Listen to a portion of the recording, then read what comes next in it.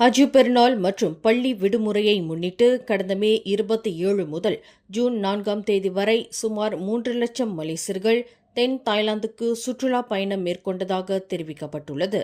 இதுகுறித்து ஹட்யாய் சொங்க்லா ஹோட்டல்கள் சங்க தலைவர் சிட்டிபோங் சித்தி பத்தாரா பிரபா வெளியிட்டுள்ள தகவலில், மலேசிய சுற்றுலா பயணிகள் நராத்திவாட், யாலா, சொங்க்லா மற்றும் சத்துன் ஆகிய பகுதிகளில் உள்ள 9 எல்லைகளின் வழியாக தாய்லாந்திற்கு வருகை புரிந்ததாக தெரிவித்துள்ளார்.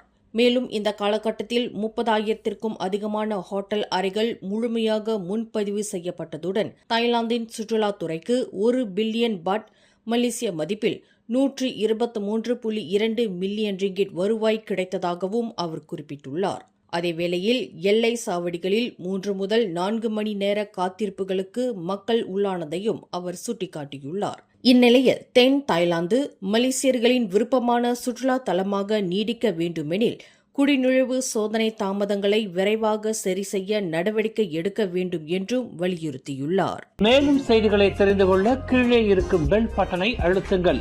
உங்கள் மகிழ்ச்சியை வெளிப்படுத்த லைக் மற்றும் ஷேர் செய்யுங்கள்.